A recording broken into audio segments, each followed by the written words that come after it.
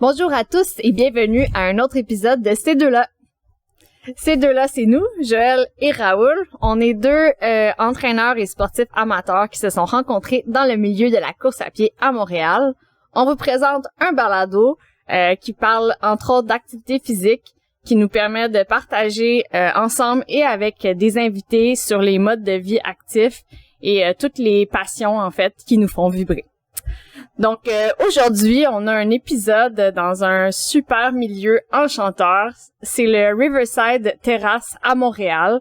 Donc c'est un bar terrasse et aussi une salle d'événements. Donc il y a toutes sortes d'événements qui se passent ici. Il y a possibilité de louer ou d'organiser des choses avec Riverside. Il y a aussi un espace café et une magnifique terrasse à l'extérieur. Donc on vous invite à aller regarder leur Instagram et leur site web pour plus d'informations. Puis au fait, un truc qui est très connu là de Riverside, au fait, qui est juste à côté, c'est la petite maison rose. Fait que si vous avez tout le temps, vous avez déjà vu comme la petite maison rose là à travers les médias sociaux là de Montréal, ben c'est juste ici là, c'est juste ici à côté là. Fait que à côté du bar, vous pourriez la visionner là. Fait que bienvenue au podcast aujourd'hui. Bienvenue Joël. Au fait, ça fait longtemps qu'on s'était pas vu, Joël. Tu étais en vacances, tout ça. Là. Fait que c'est un peu plus bronzé que d'habitude. Ouais, c'est un petit retour là pour nous là. Notre invité aujourd'hui, au fait, Alexandra. Moi, je l'ai rencontrée Alexandra à travers la photo et à travers Lululemon. Ouais. Fait que j'avais beaucoup entendu parler de toi, au fait. De plein d'autres personnes qui me disaient c'est une super photographe. Puis quand on m'a demandé là de le photoshoot, puis on m'a dit que c'était toi, j'étais super content parce que c'était de te rencontrer, mais de pouvoir comme collaborer avec toi là sur un photoshoot. Fait que c'est ça. Je sais pas si tu as un souvenir de cette matinée-là. Je me souviens, c'était vraiment cool parce que j'ai toujours voulu shooter sur une track. Fait que c'était ma première opportunité, puis j'ai vraiment aimé les photos là. C'est comme un de mes shoots de Loulou que j'ai vraiment adoré. Fait que ouais. C'était l'année passée. Ouais, c'est ça, exactement. C'était comme au début de l'été là, l'an dernier là, ou fin printemps là, une matinée là, je pense que c'était 6-7 heures du matin. C'était très tôt là, tout ça là. Puis on est allé seul sur la piste là, fait que c'était bien. Ça fait des super photos là. Puis moi j'étais très content là, puis j'étais très content de t'avoir rencontré là aussi là.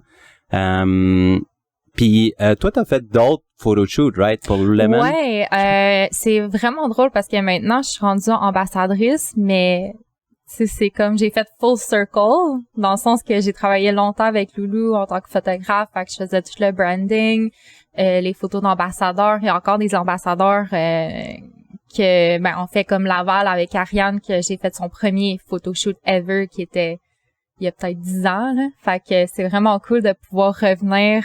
Ariane qui? C'était Kariane. Kariane Métier. Ah OK. Fait que son premier là, c'était il y a 10 ans là, tu sais, puis c'est full drôle parce que maintenant elle est encore ambassadrice pour Laval, puis moi aussi. Fait que c'est cool que ça fait genre full circle. Je travaillais pour eux, puis maintenant je suis devenue ambassadrice. J'aurais jamais pensé devenir ambassadrice pour eux. Fait que c'est quand même cool de pouvoir vivre cette expérience-là. Puis de voir la communauté, puis de voir encore qu'il y a beaucoup de gens qui sont encore full dans la communauté. Fait que c'est cool de pouvoir faire partie de la famille. OK, fait que t'as pas juste fait des photos d'ambassadeurs, là, t'as fait comme d'autres photoshoots non, c'est aussi. Ça, il y avait plein d'affaires. Puis dans l'année où il y a eu la première position, c'était quoi la position? C'était genre les réseaux sociaux, c'était Storyteller Montréal.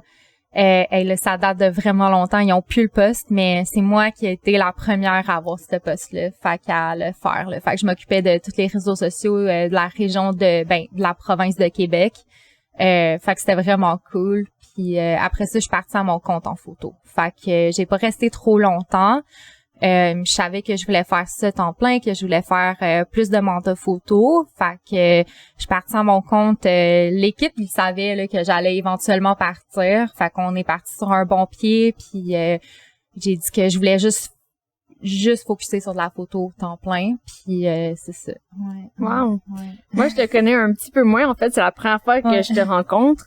Et justement, là, dans ta bio, on voit que la première chose, c'est que t'es ton métier de photographe. Je suis quand même curieuse de savoir comment ça a commencé. Ouais. Est-ce que t'as étudié dans ce domaine-là ou ça a vraiment été issu d'une passion que t'as pu commencer à vivre de la photographie? Ben ça a commencé, ça a été une passion quand j'avais environ 15-16 ans. C'était là où que j'ai vraiment trippé avec la caméra. Mon père m'avait acheté une petite caméra, c'était un Canon Rebel de la première génération. Fait que c'est comme ça que j'ai commencé, puis j'adorais la photo de mode, mais tu sais, c'est la mode principalement. Puis mon père, c'est quelqu'un de très conservateur. Lui, c'était comme faut que j'aille à l'université ou que j'aille au collège faire quelque chose au collège ou l'université. Puis moi, j'étais un peu comme ben, tu sais, photo, c'est de l'art, c'est pas nécessairement quelque chose que tu peux aller faire un bac en photo puis d'avoir, tu sais. Fait que j'ai trouvé une école privée, fait que c'était un AEC à Montréal, collège Marsan. Puis je me suis inscrite, c'était 14 mois intensifs, puis je sais que pour moi, si je voulais devenir une photographe de mode ou de commercial essentiellement, ben faut que j'apprenne comment utiliser des flashs, tu sais, c'est faut que tu t'apprennes comme ça. Puis moi je connaissais pas beaucoup ça, puis c'est quand même cher l'équipement, fait que tu sais avoir accès à ça c'est aussi quand même financièrement demandant. Fait que je me suis inscrite à ce collège-là, puis c'était cool parce que pendant toute l'année t'as le droit à utiliser les studios gratuitement, tout l'équipement, fait que j'ai pu vraiment pratiquer puis de me pousser. Puis je suis tellement quelqu'un qui était comme go-getter, comme je rentrais à l'école puis tout de suite j'ai poigné des contrats de test shoot pour des mannequins. Fait que j'ai écrit à toutes les meilleures agences de mannequins à Montréal. Puis finalement il y a Specs qui m'ont répondu puis qui m'ont dit oui, tu sais, on t'envoie des mannequins. Fait que des test shoots, c'est quand que t'as accès à un mannequin gratuitement, c'est un mannequin qui a pas beaucoup de photos. Puis tu fais leurs photos, eux ça leur fait du contenu, des photos à envoyer. Puis moi ça me fait pratiquer, puis ça me fait pratiquer avec un vrai mannequin, tu sais. Ouais. Fait que j'ai commencé comme ça. Puis fur et à mesure, je bâtissais ma réputation. L'agence m'aimait vraiment beaucoup, fait qu'ils m'envoyaient comme, tu sais, ils m'ont envoyé un mannequin qui était quand même de haut niveau de LA. J'ai pu la photographier, fait que c'était vraiment cool. Puis après ça, j'ai quitté, j'étais allée travailler chez Lululemon, puis c'est là que j'ai développé mon amour pour la photo de sport. Parce que c'est comme la mode, mais c'est pas tout à fait juste la mode, c'est du lifestyle, c'est du sport, c'est des photos plus dans le mode, dans le moment présent, authentique, avec des vraies personnes, puis je trouvais ça vraiment cool. Fait que ça m'a comme j'ai fait un virage vers ce genre de photos-là. Puis là, je me suis vraiment développée en photo de yoga. Fait que quand que j'ai quitté Loulou, j'avais beaucoup de clients en yoga. Fait que principalement, c'est ça que je faisais. Puis après ça, je me suis vraiment intéressée à la course parce que pour moi, la course, ça a été vraiment important. Tu sais, ça fait partie de mon mode de vie. Est-ce que c'est à ce moment-là que tu as commencé à courir ou tu courais déjà un petit peu avant? Je courais un peu déjà avant. Fait que moi, quand que j'étais à l'école, j'étais full dans le cross-country puis dans les athlétiques. Fait que athlétisme. Mais j'arrêtais, je recommençais, j'arrêtais. Quand je travaillais chez Loulou, obviously, je courais quand même beaucoup. Puis là, après ça, j'ai arrêté, mais c'est vraiment quand que j'ai été diagnostiquée avec mes problèmes de santé mentale que mon psychiatre qui m'a dit « Est-ce que tu as pensé à courir, à faire un sport? » Puis dans le temps, tu sais, oui, là, je faisais plein de petits sports, mais c'était pas rien de, tu sais, de officiel. La course, c'était ta prescription, là. Ouais, c'est ça, mais en fait, le psychiatre, il m'a dit, c'était vraiment fascinant, ça a tout le temps resté dans ma tête, là, depuis ce temps-là, mais il m'a dit, tu devrais commencer à faire de la course parce que la course, c'est le sport avec le plus haut niveau de cardio. Puis c'est les sports avec le plus haut niveau de cardio, ça va faire le plus grosse différence dans ta santé mentale. Fait qu'il disait que si tu cours 3 fois par semaine pour 30 minutes minimum, à partir de la première semaine, tu vois un gros changement positif au niveau de ta santé mentale.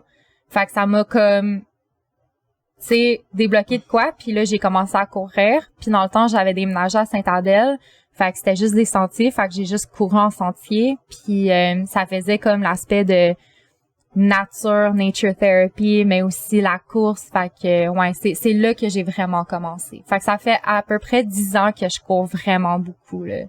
Ouais. Mais avant, c'était on and off. Fait que excuse, je t'ai recoupé en plus dans ma première question. Fait que la course est venue un petit peu en même temps que tes premiers contrats, un petit peu plus en lien avec le sport. Prendre les photos, ça t'a aussi un peu inspiré toi-même à y aller. Ouais. Puis tu sais, je faisais beaucoup de courses en sentier, mais je documentais des courses. Fait que tu sais, Arcana depuis le début et tout. Puis tu sais, je voyais à quel point que c'était beau de voir des coureurs, tu sais, faire leur plus longue distance à vie, puis de faire. Fait que c'est là que j'ai fait un tournant vers les ultras parce que je trouvais ça tellement beau à photographier, puis j'étais comme j'aimerais ça pouvoir comme courir 80 kilos, puis tu sais être aussi heureux que ces gens-là qui dépassent la ligne d'arrivée, puis c'est ça. Fait que après ça, je me suis mis à faire des ultras, puis depuis ce temps-là, c'est un peu ma spécialité au niveau de la photo. Fait que je fais documenter des athlètes élites, tu sais, dans leurs ultras et tout, suivre les athlètes. Comme qui, par exemple? Écoute, c'est une bonne question. C'est plus au Québec. Fait que, tu sais, genre Jen Asselin, là, chaque course qu'elle fait, je la suis de A à Z. Jeudi prochain, je m'en vais à UTCC pour suivre le 170 kilos. Fait que je vais aller photographier mon ami qui est pour Norda, donc Gab. Ça va être vraiment le fun. QMT, j'étais là pour Marc-Antoine Forant. Fait que, ouais. J'ai déjà photographié plusieurs fois Marianne Hogan, fait que c'est une bonne amie à moi, fait que c'est vraiment le fun de pouvoir justement là, documenter des gens comme ça. Niveau international, David Kilgore, fait que ça c'est vraiment une grosse personnalité que j'ai vraiment admiré à le rencontrer. Fait que ouais. Puis c'est ça. J'aimerais ça pousser un peu plus loin là. Je suis allée un an à TSP, The Speed Project. Puis ça c'est un projet que j'adore, que j'aimerais le courir un jour solo. Fait que ça aussi c'est vraiment le fun de pouvoir documenter des courses comme ça là qui. Donc... Puis au fait, quand tu te prépares comme pour un événement comme moi, tu sais, on prend toutes des photos là de façon amateur là, mais où tu sais on a participé aussi à des photoshoots aussi là en tant que sportif aussi là, puis pour des entreprises. Puis je remarque tu sais comme je vois un peu deux styles. Un, c'est comme quand c'est stagé là un peu là, c'est comme OK, cours, mets tes bras, puis on prend la shot, puis on la refait. Mais après ça, il y a les photos comme à travers dans les événements. Là, c'est comme t'es en train de partir, t'es pas focus à te faire prendre en photo là. Ton focus c'est participer à ton événement puis faire une bonne performance. Puis des fois, je trouve ça fou à quel point comme les photographes, vous êtes bons pour prendre la personne dans l'effort. T'es comme wow, comme j'ai l'air donc bien hot.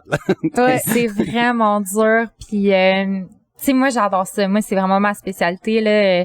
Je travaillais beaucoup à documenter, comme l'année passée, UTHC TV, par exemple. J'étais dans l'équipe où que je photographiais toutes les élites dans les distances. Fait que faire toutes les distances, puis poigner les élites, là, c'est vraiment un sport. Ça fait une grosse journée, là. J'ai pas dormi du jeudi au dimanche, j'ai dormi 3 heures. Oh mon Dieu. Fait que c'est vraiment quelque chose, tu sais, c'est vraiment pas fait pour tout le monde. Fait que ça, je le dis tout le temps là, quand que tu vas pour être photographe pour des courses comme ça, surtout quand que ton mandat c'est de suivre les élites. Puis t'es dans la forêt, tu dois être dans des positions pas toujours confortables. T'as pas de réseau. Des fois, il pleut. Fait que souvent, tu sais, faut vraiment que tu goals. Puis par exemple, mettons, le 125 UTHC, je suis vraiment habituée de cette course-là, mais tu pognes le départ, puis après ça, faut que tu ailles le plus vite possible à Maurice pour hiker le Maurice avant que les premiers arrivent. Puis c'est quand même comme 2,5 kilos à genre quasiment 1000 mètres de dénivelé, tu sais, avec 50 livres de gear dans le dos, puis tu sais, puis ça te prend 1 heure pour te rendre au ravito, puis eux sont presque là, tu sais. Fait que, écoute, là, c'est beaucoup de, tu sais, tu packs tout dans ton sac comme si ça se peut que tu reviennes pas. C'est un rush d'adrénaline ouais. quand même. Puis c'est vraiment de l'adrénaline, tu sais, tu manges comme dans un ultra, là. Ouais. Tu T'as-tu calculé justement combien de distance tu fais dans ta journée? Écoute, je l'ai jamais fait, puis à chaque fois, je me dis, je devrais vraiment le faire parce que c'est ça, les gens, ils me regardent, ils sont comme, ah, t'es rendu là, puis je suis comme, oui, puis est-ce que t'as dormi? Non, puis est-ce que tu manges? Ben, pas tant, mais ça va, là, tu sais. Fait que j'ai appris à mettre, tu sais, les drink mix 320 Morty là, dans ton gros flasque, là, ouais. pis tu carbures à ça, là, tu sais, parce sûr. que t'as pas le temps, tu sais. Mais c'est vraiment le fun, puis j'adore faire ce genre de mandat-là, puis c'est vraiment dur, mais c'est vraiment le fun. Fait que tu te vois faire ça encore ouais. plusieurs années. Là. Ah, définitivement. T'es encore jeune. Oui. Puis définitivement là, comme tu sais, j'ai tellement hâte à UTCC parce que ça c'est un autre game là. C'est sur le 170 kilos, c'est vraiment difficile d'accès. Fait que ça va être vraiment intéressant à comment je vais approcher cette situation. Mais j'adore passer du temps longtemps dans le sentier. Puis sur une distance comme ça, t'as combien d'opportunités, là? Tu sais, comme dans les courses, tu sais, plus petites, là, je demande, il y a pas beaucoup d'opportunités, là. Moi, justement, j'avais essayé de suivre Joëlle quand elle avait participé au Marathon de Montréal, puis j'avais de la misère là, de me rendre à l'endroit pour prendre la photo, même que des fois, j'ai manqué, là, tu sais, comme j'étais arrivé un peu en retard. Fait que je me dis, tu sais, comme, il faut que tu regardes le parcours, tu dis, OK, il faut que tu fasses des choix, dans le fond, là, tu sais. Ben, pour vrai, tu sais, il y a beaucoup de préparation. Dans le sens que moi, ce que je vais faire, c'est je vais regarder la course. Puis là, je vais regarder tous les points de ravitaillement ou que, tu sais, sont plus faciles puis plus accessibles. Puis ce que je vais faire, c'est tout des tu sais, sur mon Google Maps, je les mets tout dans mes flags tout de suite. Fait que là, j'ai tout. Fait que là, au moins, je sais que premier ravito, je le mets puis c'est plus facile pour se rendre. Puis il faut vraiment que tu sois stratégique. Fait que moi, tu sais, je vais pas prendre comme le ravito juste après parce que je sais que le temps que j'arrive là, les coureurs vont soit déjà être passés ou ils vont être à veille, j'ai pas le temps de me préparer. Fait que je vais prendre 2-3 ravitos plus tard, me rendre, me trouver le bon spot à photo puis attendre, tu sais. Fait que généralement, c'est comme ça que je vais faire fonctionner. Encore une fois, sur des ultras, t'as des plus longues distances, fait que c'est plus facile. Mettons pour UTCC, il y a pas beaucoup de points sur le parcours qui sont accessibles. Fait qu'il y a beaucoup de ravitaux que, tu sais, ils ont mis des ravitaux, mais c'est en haut des grosses montagnes. Tu sais, c'est vraiment complexe, là, comme parcours. Mais je me semble que t'as 3 ou 4 ravitaux que c'est facile d'accès. Fait que je me suis dit, c'est les ravitaux que je vais aller. Pour ça. Puis rendu là, je vais aller dans la montagne. Fait que c'est la meilleure option parce que c'est ça, des fois dans le bas, c'est vraiment loin. Fait que c'est beaucoup de préparation avant. Puis tu sais, je vais gosser sur Google Earth là, pour vraiment trouver les points puis regarder comme de quoi ça a de l'air aussi parce que des fois, tu sais, on sait pas de quoi ça va avoir l'air. Est-ce que ça fait du sens d'aller jusque là-bas? Puis c'est beaucoup de apprendre puis de Exact, parce que justement la météo, ça a une grosse incidence. Ah ouais, là, il y a tellement de choses puis tu sais jamais là comme mettons QMT cette année le 160, ça a été tellement rapide, ils ont clenché le record je pense de 1h30 là, tu sais.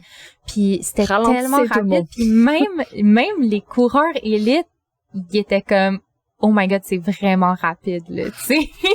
Fait que tu sais pas à quoi t'attendre puis c'est ça qui est comme le fun, c'est de pas vraiment savoir, mais de se préparer, mais jusqu'à un certain extent. Puis là, c'est ça. Mais moi, j'adore, puis c'est ça que je dis aux jeunes qui commencent la photo, qui veulent s'intéresser à ça, c'est d'y aller, puis pas d'avoir dans ta tête tout ce que tu penses que tu vas avoir, parce que c'est sûr que ça sera pas comme tu penses que ça va être. Il va y avoir beaucoup, tu sais, ça va être très stressant, puis il va falloir que tu gères les moments qui arrivent dans le moment là, tu sais, les imprévus, mais le plus que tu le fais, le plus facile que ça devient, puis ça aussi c'est la gestion de ton équipement parce que tu as quand même un sac de 50 livres sur toi. Ouais. Fait que tu sais moi je fais du gros power hike, la course avec mon sac, puis tu sais oui, c'est beaucoup d'énergie que tu dépenses, mais le plus que tu le fais, le plus facile ça devient.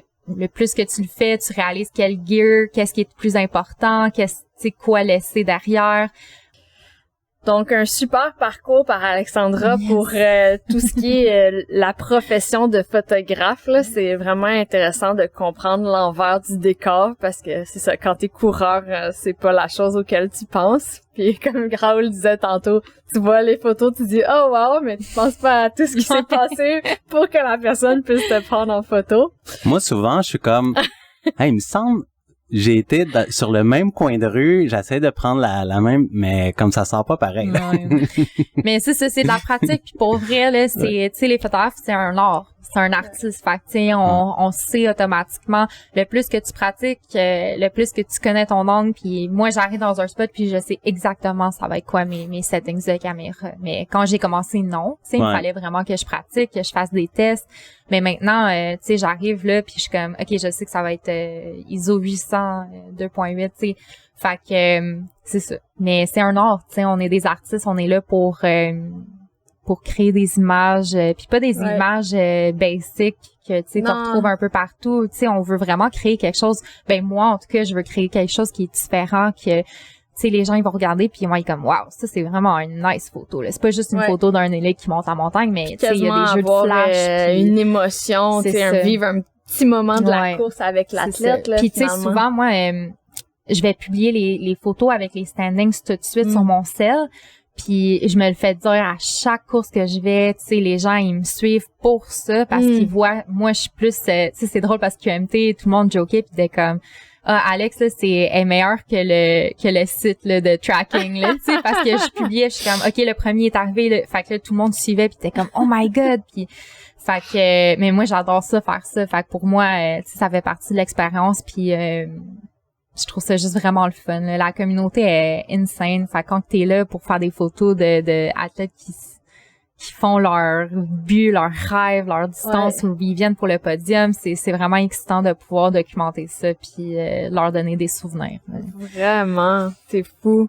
Puis là, t'as mentionné que maintenant, toi-même, t'es rendu une ultra athlète. Ouais. Fait que t'en es rendu où, justement? C'est quoi ta plus longue distance? Puis t'as parlé un petit peu que t'en avais touché un peu l'athlétisme, mais tu sais, par où t'as passé pour la course à pied pour te rendre jusqu'aujourd'hui à ta plus longue distance, mettons?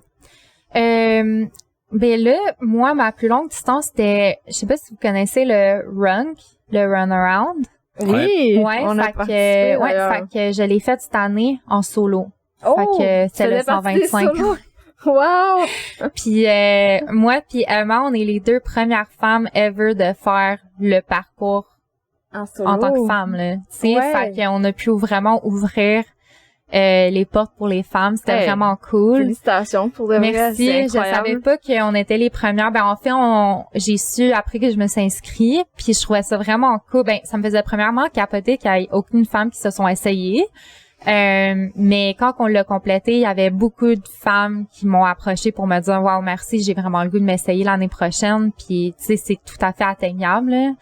Mais c'était vraiment le fun. J'ai vraiment aimé mon expérience, ça s'est super bien passé. Au fait, pour ceux qui connaissent pas, c'est une course autour de l'île de Montréal de 125 km. La plupart du temps, c'est en équipe, là, en relais, mais il y a une portion pour les hardcore là, qui font ça en solo. Là. Fait que dans le fond, c'est en équipe de relais de 6. T'as 6 filles, 6 gars. Puis sinon, si tu veux le faire solo, ben tu le fais solo, puis tu peux partir à l'heure que tu veux tant que tu finis dimanche avant 3h l'après-midi. Fait que moi je suis partie à 18h. Fait que j'ai voulu partir plus tôt parce que le samedi parce que je voulais moi je sais que moi la première nuit, moi ça me va full bien. Fait que si je peux partir avant le coucher de soleil puis partir moi je suis super bonne avec ça. Cette année-là, il a fait vraiment froid. Il a grêlé, il a plu, il y a tout, mais moi j'adore le froid. Moi je compétitionne mieux quand il fait froid parce que j'ai un problème avec mes problèmes de santé mentale, j'ai des médicaments qui font en sorte que je overheat. OK. Fait qu'il faut vraiment que je fasse attention, puis ça a été vraiment une adaptation depuis les 3-4 dernières années. Mais ça fait en sorte que pour moi, c'était parfait, là. Je voyais tout le monde avec mon crew, là, en gros manteau d'hiver, puis moi, j'étais comme, ça va, là, je suis bien, puis mais ça s'est tellement bien passé. Puis je pense que la raison pourquoi ça s'est bien passé, c'est mon crew, là. C'était qui, justement, ton crew? Mon chum, c'est comme mon crew captain. Il est là à chaque ultra. Il fait tellement une bonne job. Après ça, j'avais Charlotte à l'Évapeur. Fait que je sais pas si tu la connais, mais elle est athlète pour North Face. Ça fait beaucoup de FKT solo.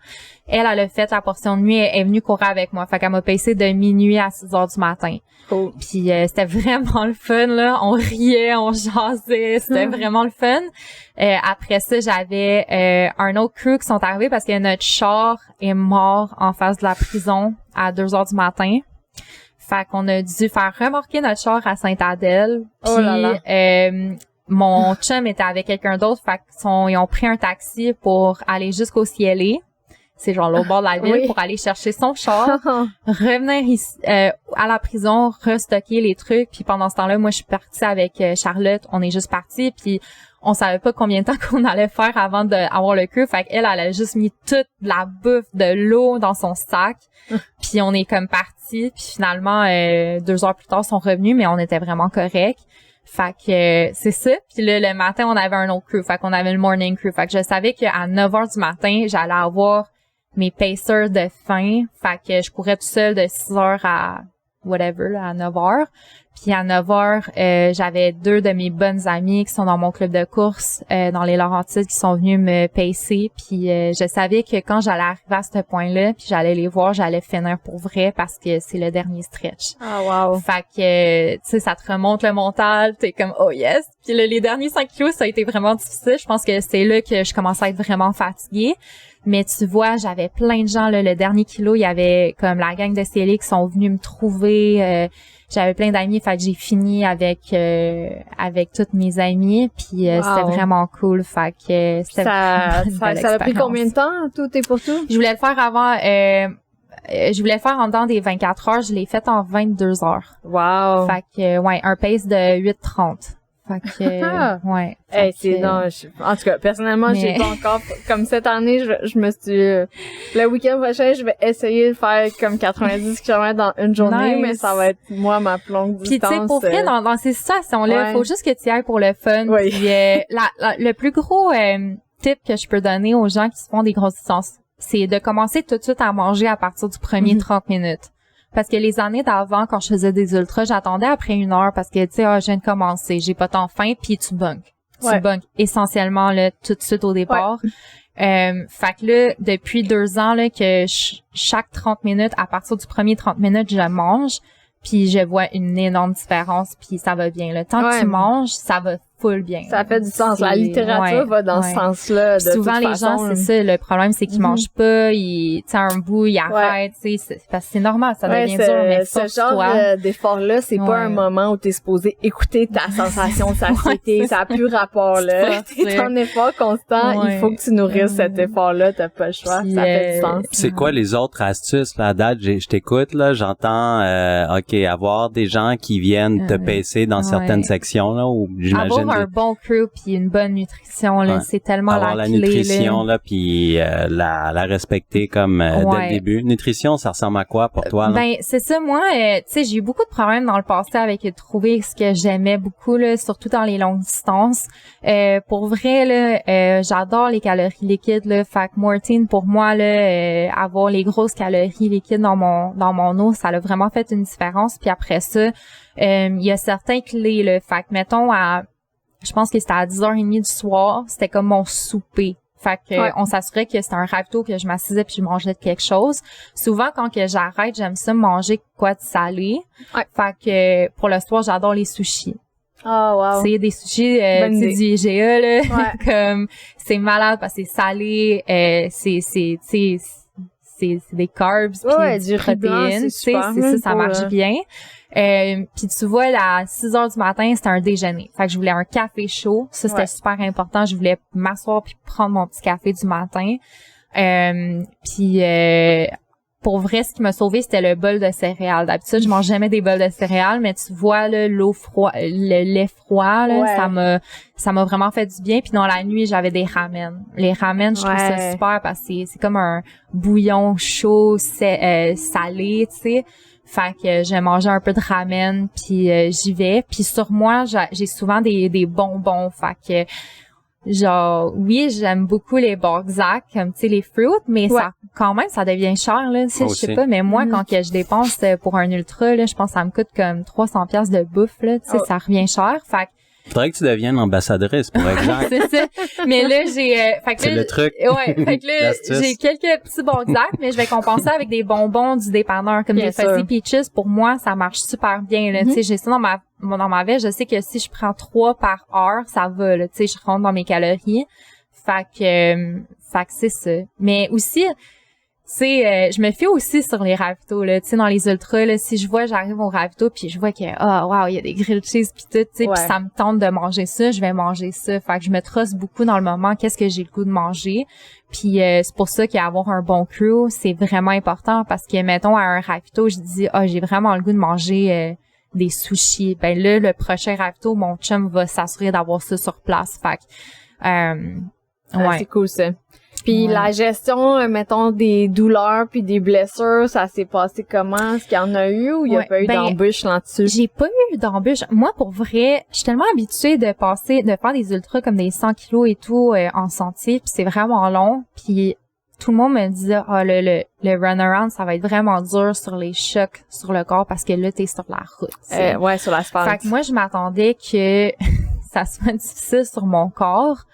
J'ai jamais eu ça, là, des souliers de route. Fait que j'étais allée au boutique courir. Puis j'ai acheté des souliers de route ça pour 2 semaines avant mon runaround. J'étais comme, une paire de chaussures. T'en as pas plus que. Ben, en fait, j'avais 2 paires. Fait que j'avais les Alta Mesa de North Face, qui est comme un soulier de gravel, là. Tu sais, quand même bien stacké. Puis là, j'étais allée me chercher les souliers de route New Balance, tu sais. Je suis rentrée là, j'ai dit, écoute, je m'en vais courir le runaround solo. C'est quoi le plus coussineux, le plus confort, tu sais. Fait que c'est ça que j'ai essayé. Puis finalement, j'ai couru, c'est ça. Fait que moi, je m'attendais que ça fasse mal au corps, tu sais.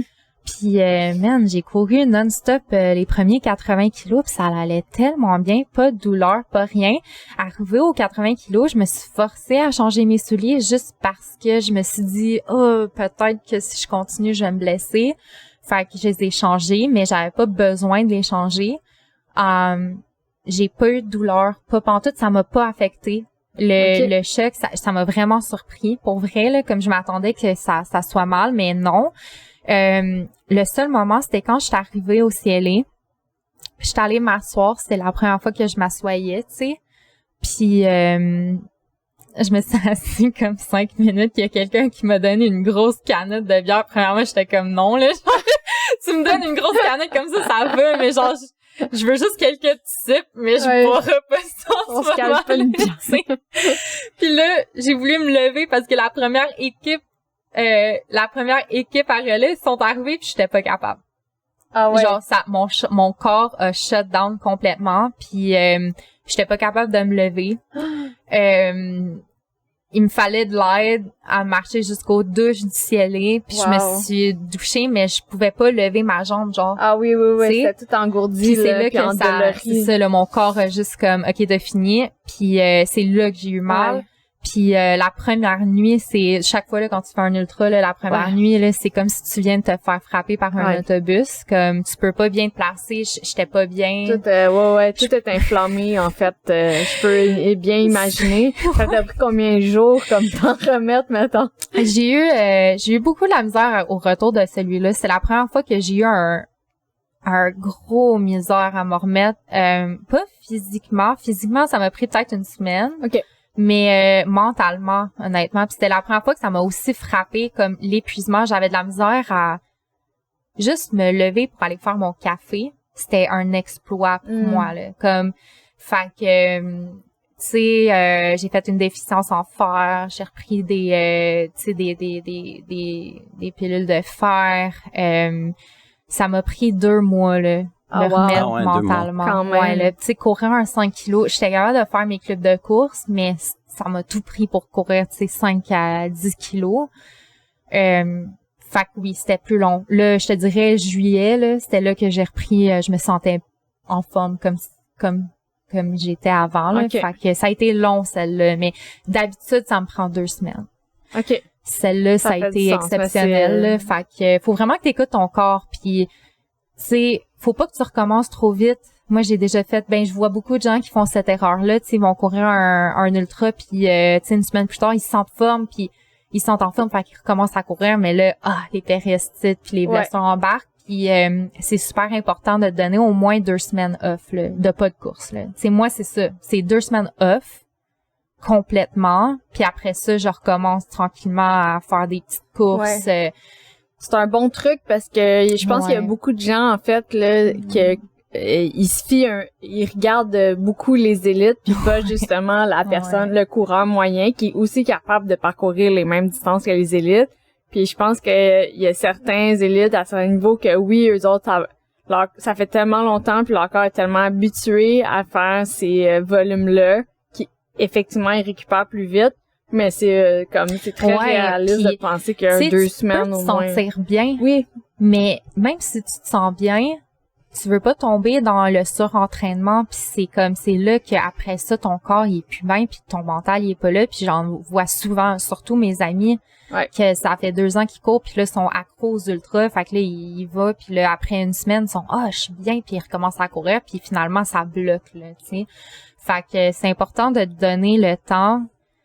Puis quand tu recommences d'y aller graduellement, puis de bien t'écouter ton corps, puis même si tu te sens prête mentalement, de te donner au moins le 2 semaines parce que tu sais, faut que tu laisses le temps de te recommencer, puis tu veux pas te fatiguer là, fait que non, j'aime ça, c'est un très bon truc. Ouais. Donc en plus de la course à pied, que là, on voit que tu pratiques vraiment beaucoup jusqu'à faire des ultras autour de l'île, je me demandais quand même, est-ce que tu pratiques d'autres activités physiques ou d'autres sports de façon régulière ou c'est surtout ça? C'est surtout la course, mais j'adore le yoga. Moi, je suis prof de yoga. Fait que pour moi, le yoga muscu, moi, je fais mon yoga muscu. Fait que je prends mon home practice. Je vais avoir des pas. Fait que j'utilise ça. J'adore. Je fais un peu de vélo, mais c'est pas beaucoup, là. Tu sais, j'adore la course. Fait que pour vrai, je reste vraiment dans ce sport. Tu dirais, c'est à peu près combien de fois par semaine que tu arrives à faire la course, le yoga? Ouais, le yoga, j'essaie d'en faire à chaque jour. Ah ouais, ok, carrément. Ouais. Fait que j'essaie d'en faire à chaque jour ou chaque 2 jours au moins. Puis la course, même chose, j'essaie de faire ça à chaque jour ou en tout cas, j'essaie de le plus ou moins faire au moins une course par jour. Ah wow, si fait que même si c'est juste quelques kilomètres. Ouais, mais tu sais, j'ai souvent une journée off là. Fait que j'aime ça là, mes journées off où que je peux me permettre de tu sais juste de récupérer aussi le corps, je trouve que c'est vraiment important, mais essentiellement, tu sais, j'essaie de courir pas mal tout le temps là. Puis t'as mentionné tout à l'heure, t'as un club de course, est-ce que c'est toi qui l'as parti?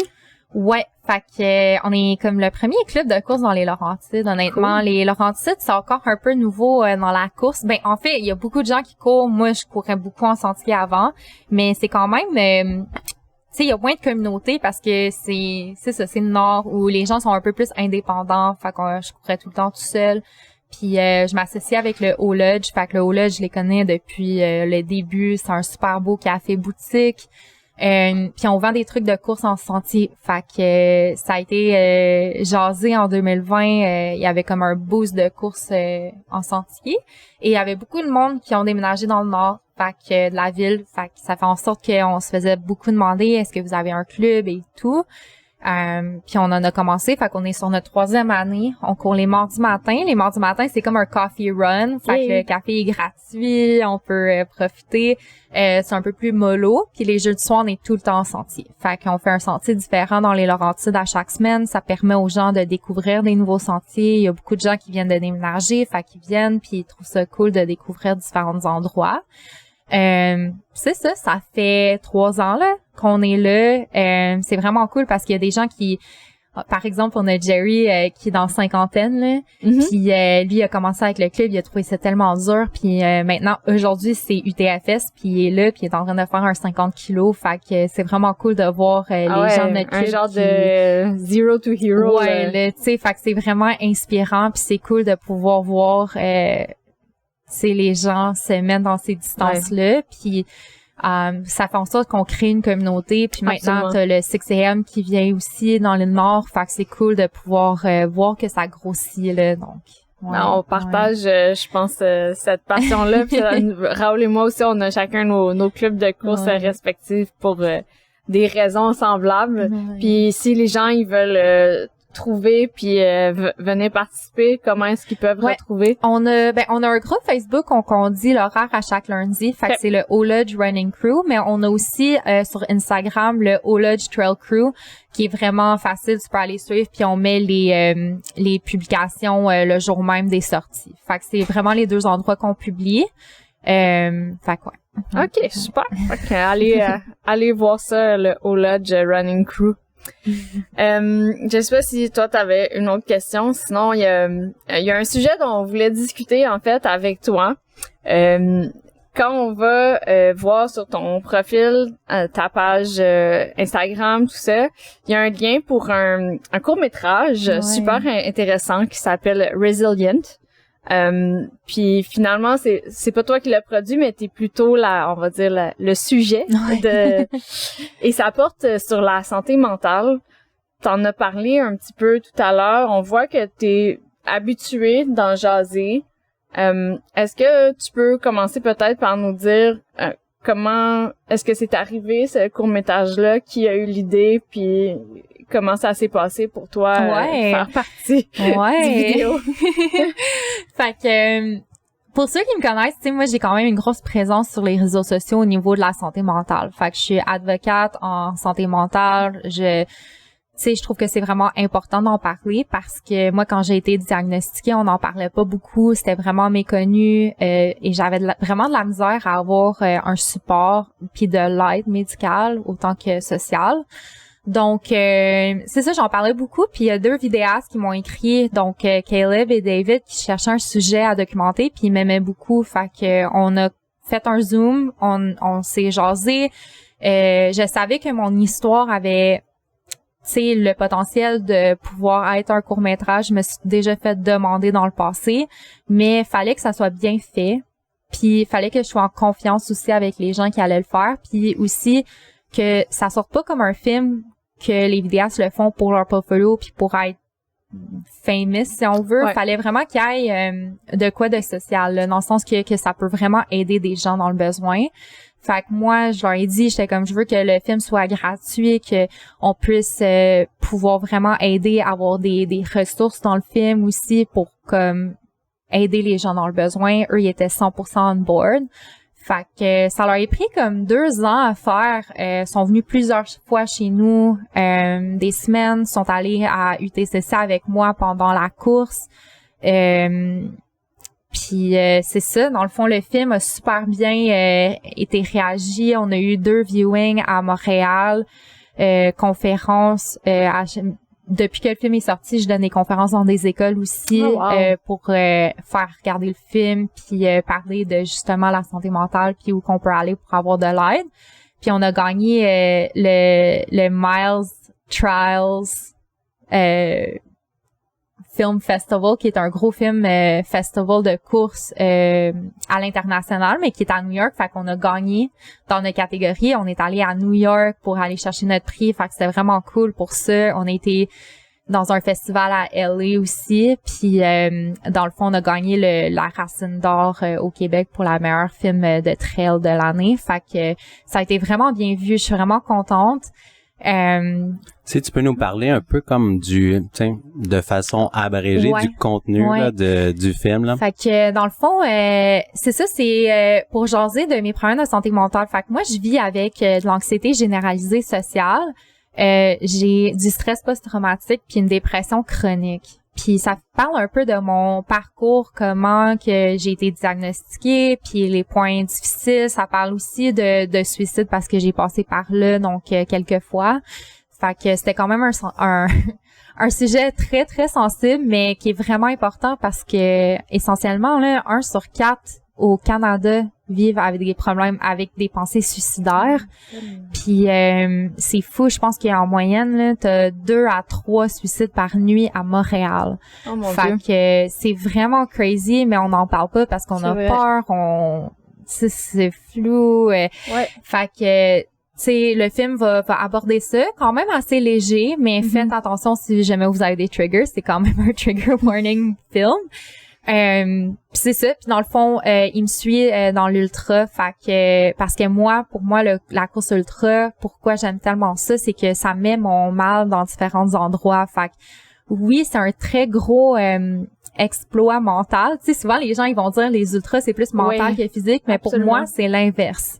Parce que j'ai tellement pratiqué mon mental avec mes problèmes de santé mentale que ça fait en sorte que si je peux passer 15 heures dans le bois, ça me fait du bien, puis ça déplace mon mal dans un mal physique ou que j'ai mon corps physique versus mon mental, mais mon mental il est tout le temps super en forme. Fait que ça parle un peu de ça, puis je trouve ça cool parce que dans le film, spoiler alert, je DNF dans mon UTCC. Puis ça c'est une autre affaire, fait que j'ai DNF, écoute, j'avais des gros problèmes gastriques. Mon problème de boire un genre de shake protéiné du dépanneur avant ma course, j'aurais dû jamais faire ça, mais écoute, ça m'arrive. On apprend nos erreurs. Hein? Puis j'ai dû arrêter, puis on se demandait, on était comme, ben là, on met dessus cette course-là dans le docu, puis un mois plus tard, j'avais UTHC 80 que j'ai fini, tu sais. Puis moi, j'ai dit oui parce que je trouve ça cool de pouvoir documenter un DNF. Je trouvais ça vraiment cool parce qu'on voit pas ça nulle part. Puis ça fait partie de la game. N'importe qui fait des ultras, tu vas faire un DNF à un point de ta vie. Là, absolument. T'sais, même les élites, ils en font. Fait souvent quand même, en plus. Ouais, c'est ça. C'est comme se planter là dans une descente aussi. Hein? Puis je trouvais que c'était un peu comme... tu sais, ça mettait en valeur aussi la santé mentale dans le sens que, tu sais, des fois, les montagnes que tu vas monter, ben tu vas fail, puis ça va arriver, mais reste que tu vas travailler à travers, puis tu vas devenir plus fort, puis tu vas revenir plus fort. Fait que je trouve que ça faisait différent, puis on a décidé de le garder, puis je trouve que ça fait vraiment un beau parti du film. J'ai adoré, moi. C'était tellement un beau message, puis comme...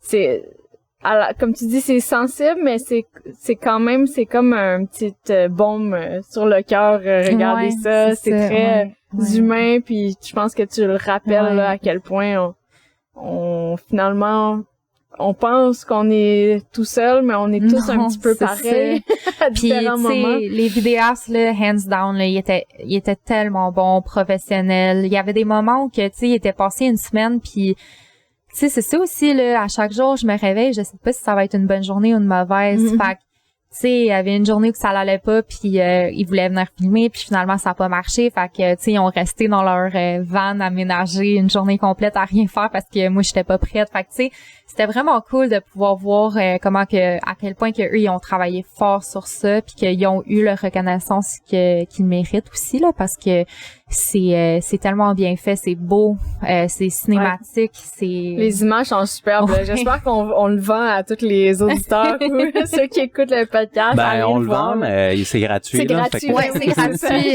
Allez regarder, c'est moins de 20 minutes, mais ça vaut la peine vraiment. Ouais. C'était sur mon site ou mon link in bio, là, sur mon Instagram, là, c'est super facile. Puis je trouve comme... un bon complément au fait à ça là, c'est ton projet de podcast. Tu sais, pour les gens qui s'intéressent à la santé mentale, tout ça là. Quand je suis allé écouter quelques épisodes là. Ouais, même chose. Tu sais, il y en a c'est des courts épisodes, il y en a c'est comme un contenu plus comme une méditation, juste de suivre une méditation pendant ta course. Il y en a c'est un toi qui discute. Le sujet, mais justement, veux-tu juste le décrire un petit peu, là, comment c'est venu l'idée, puis qu'est-ce que c'est? Le balado est venu de mon projet social qui s'appelle Brain Run Club. Fait que c'est une initiative où que j'organise des sorties de courses méditatives, des événements un peu plus liés sur, il va y avoir de l'aspect de la course, mais aussi avec du mindfulness, fait que yoga ou breathwork ou méditation, pour travailler sur la santé mentale. On a plusieurs volets, fait qu'on a nos brain runs qui sont ouverts à tous, c'est comme 10$, on en a un dans 2 semaines à Montréal, si jamais ça vous tente de venir. Puis mais on a aussi des levées de fonds que j'essaie de ramasser des fonds, puis tous les fonds qu'on ramasse, on sort des gens qui souffrent vraiment beaucoup, qui peuvent pas travailler, qui ont pas les fonds financiers, puis on les sort faire une sortie en nature toute payée. Fait que ça c'est vraiment cool. Puis j'ai fait le balado, fait que c'est ça, fait que le balado fait partie du Brain Run Club, puis dans le fond c'est un balado que je vais avoir des courses méditatives guidées, fait que tu peux l'écouter pendant que tu cours, c'est comme un 5 kilos, mettons, là, c'est environ 5 kilos que tu peux écouter, puis c'est une méditation guidée pendant que tu cours. Sinon, des petites jasettes de 15-20 minutes où on parle de sujets particuliers ou comme de l'isolement et tout. C'est bilingue parce que Brain Run Club, on est au Québec. Je trouve que c'est vraiment important. Je suis anglaise, mais je trouve que c'est vraiment important d'avoir les deux langues. Fait que tous nos événements sont bilingues. Nos balados, on va avoir un balado anglais, un balado français. Fait que c'est vraiment cool de pouvoir avoir ça comme option. C'est ça. Ouais. Ah, mais l'initiative est géniale, tu sais, comme moi j'ai étudié en kinésiologie, puis la maîtrise, c'est une maîtrise professionnelle générale, fait qu'on touchait comme un petit peu plein d'aspects de l'activité physique. Puis ça revenait quand même là comme en fait le lien entre la santé mentale puis l'activité physique est vraiment très fort. Puis c'est comme si le milieu médical l'a comme oublié ou mis de côté. Ouais. À quel point ça peut vraiment quasiment sauver des vies, là. Ouais, si on regarde au Japon, le forest bathing, c'est tellement populaire, puis ça fait des années, là, comme des centaines d'années là, que ça existe, que les médecins peuvent prescrire de la thérapie de forêt. Ici au Québec puis au Canada, ça s'en vient. Fait que là, il y a un organisme qui s'appelle Dehors, qui est comme un organisme dans le coin de Trois-Rivières, ou genre dans ce coin-là, je vais dire, mais peut-être pas. Puis ils font pas des retraites, mais des workshops pour des formations pour les gens de la santé comme des médecins, psychologues, peu importe, pour apprendre comment utiliser la thérapie de forêt pour leurs clients. Fait que ça s'en vient, c'est cool, mais c'est ça tu sais en North America là, c'est un peu moins connu c'est la thérapie de forêt et tout. Mais c'est tellement important. Puis la méditation, pour moi, ça a été game changer pour ma santé mentale. Je le fais à chaque jour et je pense que tout le monde devrait en faire. Puis t'es pas obligé de méditer pendant 1 heure. Là, c'est vraiment difficile. Là. 10 minutes, ça fait en masse la job. En fait, ce que j'ai aimé, tu sais, moi, dans le passé aussi, sachant que c'est bon pour la santé, la méditation, je l'ai déjà un petit peu essayé. Mais on dirait comme être assis puis fermer mes yeux, comme ça. C'est difficile pour moi, mais là, j'aime tellement l'idée que je peux méditer en courant. Fait que là, je peux être dans l'activité physique qui fait partie de mon quotidien, puis je pense que ça va être tellement plus facile de l'intégrer de cette façon-là. Moi, ça fait partie de mon recovery run. Au moins une fois, 2 fois par semaine, je vais faire un petit 5 kilos, puis je vais le faire en méditant, puis ça fait mon recovery run. Je cours pas vite, puis ça me fait tellement du bien. Puis dans les courses méditatives que je guide, je le dis à tout le monde, tu sais, puis je leur, justement, tu sais, vous venez, vous apprenez comment le faire, puis après ça, vous pouvez le faire chez vous, sur votre propre temps, tu sais. Puis je trouve que le plus qu'on le fait, puis qu'on se force à le faire, le plus facile ça devient aussi. Puis ça fait vraiment du bien au corps, fait que, ouais, moi aussi, j'avais expérimenté avec ça, au fait, il y a quelques années, à travers le club de course là que je guide. Puis au fait, on avait fait ça avec Lululemon sur un mois. Puis on s'était associé avec comme quelqu'un qui pratiquait ça, la méditation, puis qui offrait des cours, puis qui courait aussi.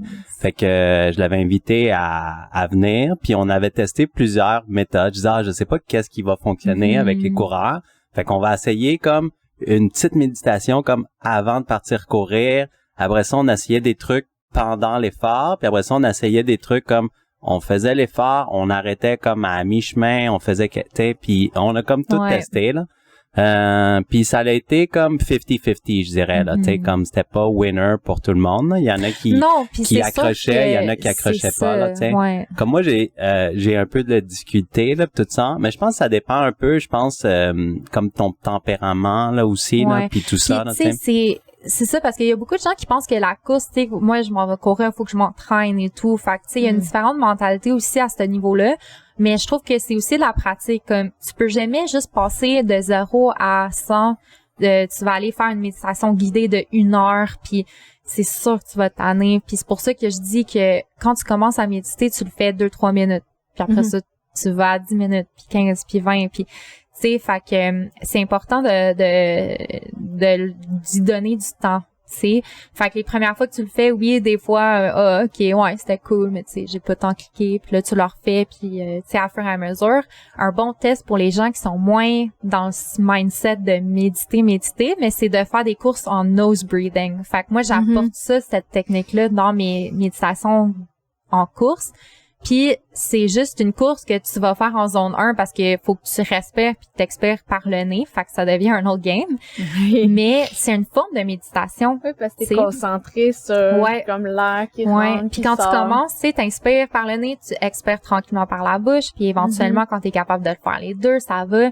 Puis fait que tu sais, il y a différentes formes puis formules que tu peux faire qui peut être tweakées pour n'importe quelle personne qui tu sais qui est moins comme OK, je vais aller faire la méditation, tu sais. Pour avoir cet effet-là. Fait que mais c'est ça, c'est le plus que tu le fais là, je te dirais, le plus que ça devient plus facile, puis quand tu vois les bénéfices, c'est là que t'es comme oh my god, OK. C'est fou. Puis il y a beaucoup juste avant là, il y a beaucoup d'applications de méditation guidée aussi. Tu sais, moi, j'en ai plein sur mon cellulaire que tu peux juste mettre dans tes oreilles 10 minutes. Puis si c'est ça que ça te prend pour essayer de commencer, ben fais-le, tu sais. En tout cas, c'est vraiment fort intéressant tout ça. Puis je sais pas, est-ce que tu réalises l'impact que tu peux avoir dans la vie des autres personnes via tout ce que tu fais, puis justement la façon dont tu parles, la santé mentale, que tu t'impliques dans la communauté. Est-ce que tu as des retours par rapport à ça? J'ai vraiment beaucoup de retours. Tu sais, je sais que je fais une différence. C'est sûr que, tu sais, avec mon anxiété et tout, des fois, j'ai tendance à dire que je fais pas une différence dans la vie des gens, mais c'est un peu con à se dire, là, parce qu'on va se le dire, je le fais. Je me le fais souvent dire. Fait que oui, mais je le vois pas. Tu sais, chaque fois que je fais quelque chose, je me dis pas ça va révolutionner la vie des gens. Je le fais parce que je sais que moi, ça me fait du bien. Puis si je peux toucher au moins une personne à chaque fois que je fais quelque chose, ben c'est ça que ça vaut la peine. Puis des fois, j'ai de la misère à voir l'effet que ça a parce que j'ai tendance à trop me juger. Encore malgré toutes les connaissances que t'as, là. Écoute, on n'est pas parfait, puis je travaille encore sur moi, puis il y a aussi encore des idées noires dans ma tête. Ça fait partie de ma vie, ça tu sais ça se peut que ça fasse partie de ma vie jusqu'à ma mort, puis ça va, mais le plus que je me remets en check puis que je me dis des choses positives, ben le plus que j'avance, puis j'ai vraiment évolué depuis. Je pense qu'il y a 10 ans, je serais pas capable d'être ici à faire une entrevue. Fait que je vois la différence que je fais envers moi-même, mais aussi envers les autres. Puis même si des fois j'ai pas l'impression, là, mais non, ça fait du bien. T'es vraiment une belle personne à découvrir. Puis justement, comme encore une fois, je pense avoir quelqu'un qui est pas dans le comme élite ou dans la performance, qui utilise vraiment l'activité physique pour le bien-être, pour l'échange. Ça fait tellement du bien parce que c'est ça qui va rejoindre le plus de personnes. Tu sais, je trouve ça vraiment inspirant, les élites, ce qu'ils font. Premièrement, il y a aussi, tu sais, des trucs à faire pour ces élites-là, comme l'anxiété de performance et tout. Fait que c'est vraiment fascinant. Mais la réalité, c'est qu'on n'est pas toutes des élites. On va pas toutes faire des entraînements spécifiques pour gagner des courses. Souvent, on est là parce qu'on aime ça, on aime la communauté. Fait que, tu sais, c'est important aussi de correspondre à ces gens-là qui sont comme moi, qui font la course parce qu'ils aiment vraiment ça, qui se mettent dans des défis, dans des courses pour faire leur plus longue distance de vie et tout, puis de pouvoir les aider dans ce cheminement-là, puis de leur dire que, écoute, vous êtes pas tout seul si t'as des problèmes d'anxiété face à ta course. Moi, tu sais, genre moi quand je me mets un dossard là partir là des fois je pleure tellement que j'ai de l'anxiété, puis tu sais juste pour te dire là UTHC 80 là je j'étais sur la ligne de départ puis je pleurais puis je regardais mon chum, je suis comme c'est sûr que je finis pas ça là, je vais pleurer, j'ai pas le goût puis mon chum il est comme mais là t'es là, je dis juste va faire la ligne, c'est ça. Puis le pire qui peut arriver c'est que tu finis pas, c'est pas grave là, t'es pas là pour quelqu'un d'autre puis tu sais c'est juste de mettre ça dans ta tête puis finalement je l'ai fini, j'étais full bien puis j'étais vraiment fière de moi, mais tu sais fait que tout le monde vit de l'anxiété, tout le monde vit ça, fait que tu sais j'aime ça en parler parce que le plus que j'en parle, les gens sont comme ah moi aussi je fais comme ça, puis c'était comme bon tu vois t'es pas toute seule. Non c'est ça. Il y a plein de moments où je me suis tu m'as rejoint aussi, puis je suis sûre qu'il y a plein d'autres gens. Tous les départs de course, je pleure. J'ai l'air de faire comme un midlife crisis. Pourquoi je suis là? Pourquoi j'ai dépensé pour faire ça? Puis les gens sont comme ah ça va bien aller, tu sais, t'as-tu fait ça de carré? Je suis comme non mais je veux pas être ici. Puis finalement ça va bien là. Je connais quelqu'un qui s'est l'inverse, elle pleure à toutes les fins de course, c'est pas au départ, mais dans les deux cas c'est ça. C'est un meltdown. C'est genre c'est comme mon chum là, c'est comme si tu sais il m'emmène à l'école pour la première journée là, puis je veux pas là, tu sais c'est comme oh mon dieu mais pourquoi tu te mets dans cette situation là? Puis tu sais une demi-heure je suis toute seule dans le incendie, ça va bien là. Après ça va bien, mais on dirait que c'est juste l'accumulation de stress puis tu sais tu vois tout le monde puis tu sais moi je suis pas bien dans les grosses foules, fait que tu sais ça fait tout ça mais ouais là c'est fascinant. Puis au fait comme moi Joël on guide notre propre groupe, on voit beaucoup de gens aussi à travers comme l'entraînement qu'on supporte là, puis tu sais moi je me dis pas spécialiste là en santé mentale, mais je trouve que c'est important dans mon rôle de m'intéresser à ça. Puis ne serait-ce que pour connaître des personnes ressources, comme parce que on peut facilement côtoyer quelqu'un qui a besoin de ça. Puis comme je trouve ça bien de pouvoir, tu sais, comme tu sais, mon aide, ça peut être juste comme de guider cette personne-là à une autre personne. Oui. Puis je trouve que c'est beaucoup, tu sais, mais pour que je puisse faire ça, il faut que je connaisse quelqu'un que j'ai confiance aussi, pas juste comme Fait que peut-être qu'on va les référer vers toi, puis comme Raoul dit, moi aussi finalement je trouve que ça a une place vraiment plus grande que ce que je pouvais imaginer dans mon travail, parce que j'accompagne les gens vers des remises en forme ou vers des performances.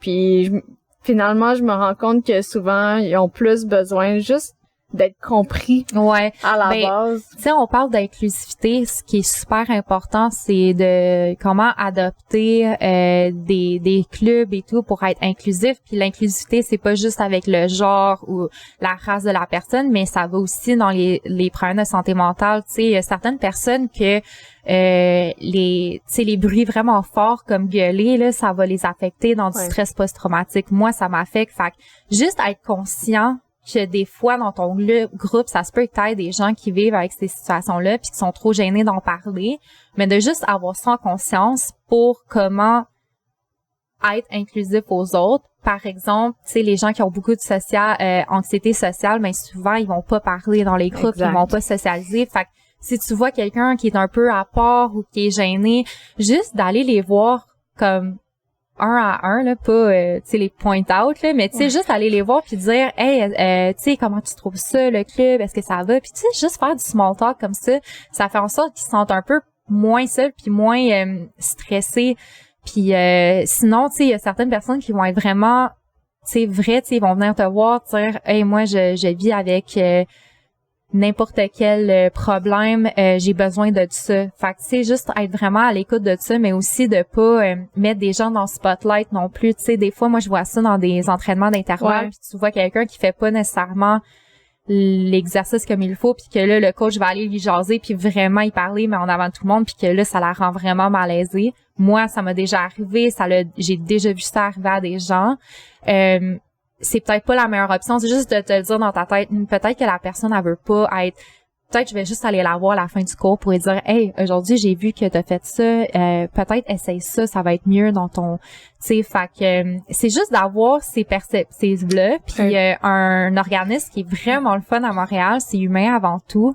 Dans le fond, c'est tellement cool là, comme initiative. Ils sont vraiment forts sur les réseaux sociaux, mais si tu vas sur leur site, ils ont plein de aides à comment interagir avec des gens, mais aussi d'écouter les témoignages des autres pour savoir comment que eux ils se sentent, pour savoir un peu comment que tu peux bien être, quoi dire, quoi pas dire. Il y a aussi l'organisme du suicide, l'association du suicide, en tout cas, de Montréal. Eux, ils ont mis en place cette année un super, puis là, j'aimerais vraiment ça savoir le nom dans ma tête, mais j'ai oublié. Mais c'est une initiative, un site internet où ils parlent de comment dealer avec des gens qui sont suicidaires en tant que personne extérieure. Fait que, tu sais, ça se peut, tu sais, mon chum, là, il sait que j'ai des pensées suicidaires. Ben, comment que cette personne-là peut avoir du soutien, puis quoi faire, puis quoi dire aux gens, parce que souvent, on sait pas quoi dire, on sait pas quoi faire. Puis là, après ça, nous, on n'est pas bien, puis veut pas, c'est lourd pour quelqu'un de savoir que sa conjointe deal avec des trucs comme ça. Fait que, tu sais, comment approcher ces gens-là, puis donner leur support, puis après ça, ils donnent des liens où aller, puis la réalité, c'est qu'il y a vraiment beaucoup de programmes gratuits, mais on les connaît pas. Exact. Puis, tu sais, moi, je savais pas que tu pouvais juste aller chez Douglas, puis qu'il allait te prendre en main. J'ai appris ça d'une amie parce que je pensais sincèrement à faire de quoi de pas correct. Puis elle m'a dit non, fais juste rentrer puis il va avoir quelqu'un qui va t'aider, mais je le savais pas. Puis il y a Ancrage que j'ai fait partie pour les femmes victimes d'actes sexuels, que j'ai fait un programme avec eux c'était 16 semaines, puis c'était entièrement gratuit, puis je suis sortie de là, puis je me sentais puissante. Fait que de savoir que ça existe, faut faire les recherches, mais quand on vit avec ces troubles-là, des fois c'est difficile de faire nos propres recherches. Fait que d'avoir quelqu'un dans ton entourage qui se renseigne de ces programmes-là, puis qui vient te voir avec les numéros de téléphone ou les liens, c'est ça qui est important. Fait que il y a plein de programmes. Fait comme je t'ai dit, l'association du suicide, mais aussi Humain avant tout. Tu vas là puis t'es capable d'avoir plein de ressources. Fait que, mais c'est ça, c'est de trouver les ressources qui est vraiment difficile. Puis je pense qu'il y a beaucoup de travail à faire au niveau du système de santé au Québec. C'est là, sûr, pour ça, c'est là. sûr et certain.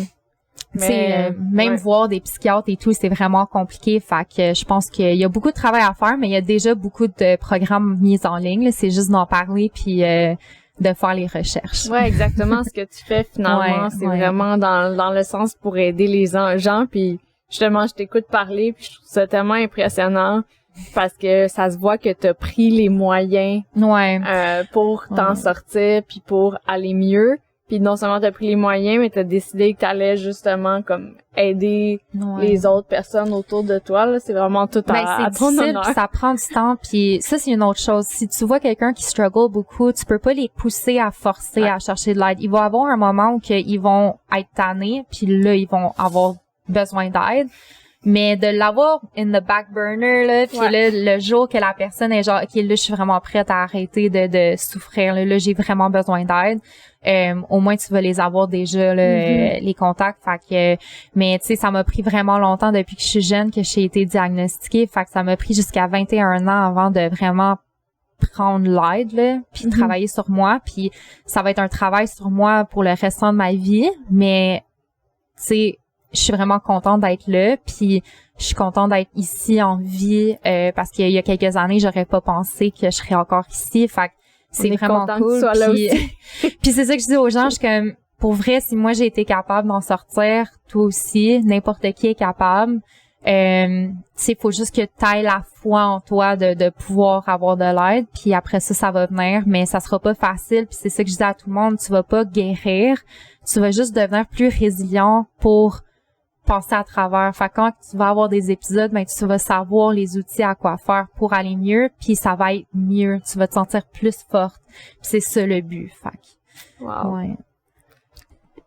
Fait que merci beaucoup, Alexandra. Merci beaucoup. Là, ça fut vraiment une conversation remplie d'informations, là, hyper intéressante, là, du début jusqu'à la fin. Oui, ben là, merci à m'avoir. Là. Je pense que c'est vraiment important d'en parler. Moi, je me sens assez forte pour en parler. Fait que je trouve que c'est important. Là. Ça fait un peu de mon devoir de justement éduquer les gens, mais aussi que les gens ils écoutent puis qu'ils sont moins seuls. Fait que merci de m'avoir. Là. Je trouve que c'est vraiment important, la santé mentale. On en a tous une.